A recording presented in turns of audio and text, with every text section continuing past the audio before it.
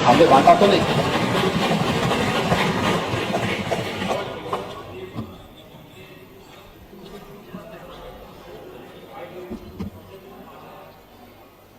Painter को, लोहार को और सारी जातियों को उस समय बांटा गया था, ऐसा नहीं है, लेकिन आपने उसको बड़े पैमाने पर किया होगा, हम लोग तो देखे नहीं।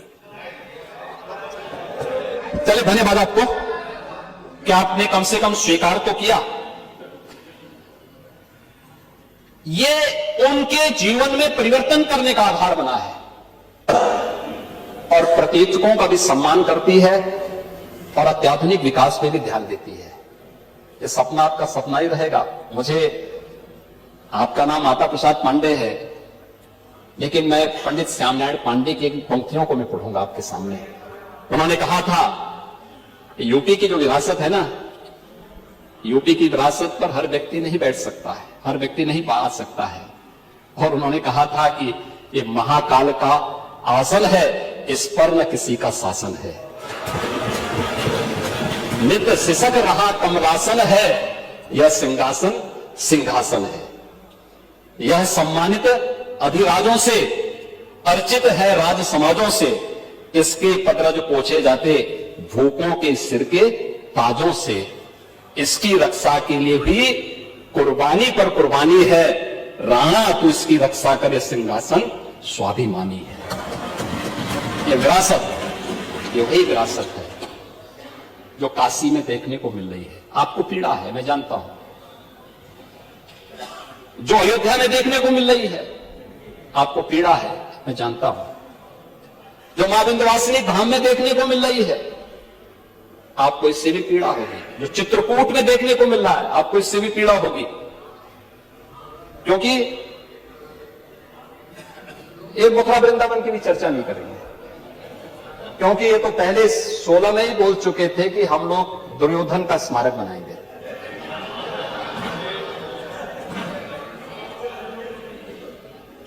महोदय, कृषि क्षेत्र में ही कौशाम्बी में, चंदौली में, सहारनपुर में, लखनऊ, हापुड़, कुशीनगर में हमारे पास उत्तर प्रदेश के अंदर 9 क्लाइमेटिक जोन है।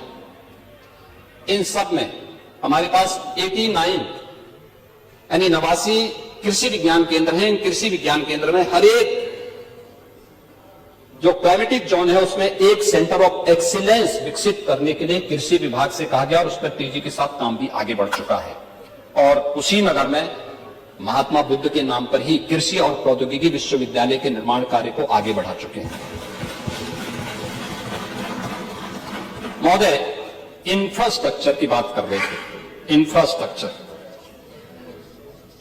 मुझे आश्चर्य हो रहा था। यहां पे इनके एक सदस्य बोल रहे थे कि विजन हमारा है। वाह रे विजन, आपके विजन को देख करके मुझे तो बड़ा वो लगता है। महोदय, 1947 से 2017 अधूरा नेटवर्क और ठहरा निवेश, 2 यानी 1.5 एक्सप्रेसवे, 2 भी नहीं थे। और नेशनल हाईवे की जो नेटवर्किंग थी वह भी 12,000 से कम थी। 2 एयरपोर्ट पूरी तरह क्रियाशील थे, 2 आंशिक। औद्योगिक दृष्टि से कनेक्टिविटी की विस्तार की कोई भी नीति नहीं थी। और 2017 से 25 के बीच जल की भी, थल की भी और नभ की भी बेहतरीन कनेक्टिविटी। आज आप देख सकते हैं प्रदेश के अंदर हम लोग 22 एक्सप्रेस वे के काम कर रहे हैं।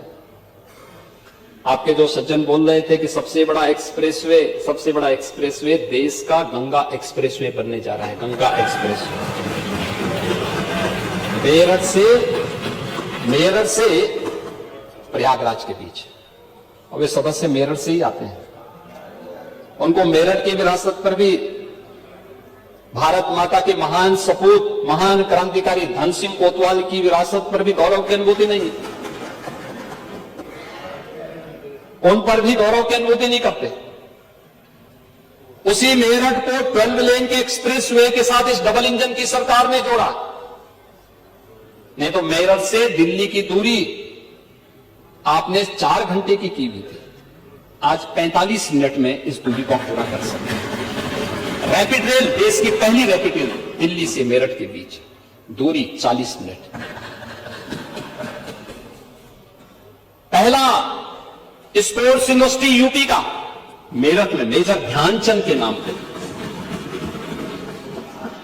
उनको ये सब नजर नहीं आ रहा है, ये सब नजर नहीं आ रहा है।